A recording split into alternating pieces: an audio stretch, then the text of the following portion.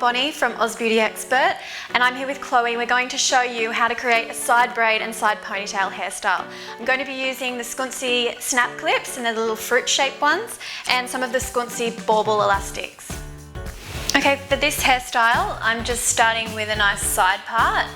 Now I'm going to braid the hair right around the head. So to do a braid, if you can just tilt your head that way a little bit.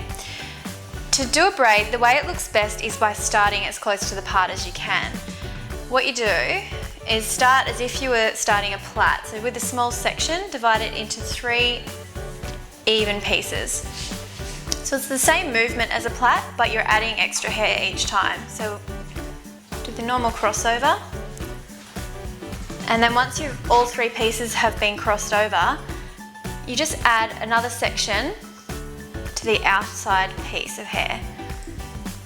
So each time making it thicker. So we've added to this piece, and now we have to add to this piece. So you don't add to the middle piece, you only add to the pieces on the outside. And then we cross all those 3 over. Now the trick is to try and keep it as tight as you can with your fingers, just to make sure it doesn't fall out. So again, grab another little section and add that to the outside piece of hair and cross it over. So it's just the same as a plait, but before you cross either of the pieces over, you add a new section of hair to it. Now as you go down, the braid will get thicker and thicker. So the idea of starting as close to your part as you can means that you've already got this fine pattern here. If you start right down here, then that's just plain hair, and this really helps to hold the hairstyle in place by starting as close to the part as you can. So each time adding a little bit of extra hair to that outside section before you cross it over. And so I need to add some to this section before I cross it over. So this is the same movement as any other braid. If you wanted to do a braid straight down the head or 2 braids on either side, you could do the same again on the other side. With this one, I'm just going to keep adding hair and moving right around the head. So I'll just turn Chloe as I move further around the head. So now that I'm getting down around the ear here, I'll just spin her a little bit. But when you're doing a child's hair like this, just make sure you've got room to move around them so that it's easy for you to move as the braid moves around the head. Otherwise, if you've got to stop and start, you can kind of let go of some bits and it might get loose. So just make sure you've got plenty of room to move.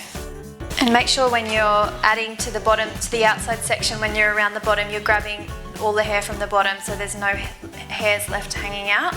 So this is add this bit of hair into that outside section and cross it over. And now I need to add to this section, so I'll grab a bit from the top. Now when you reach the point that you're approaching the other ear,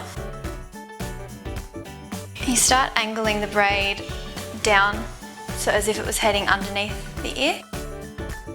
So I'm around here now.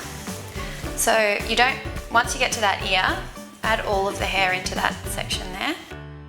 And we're just going to braid that all in. So I added all that hair in front of the ear into the last part of the braid.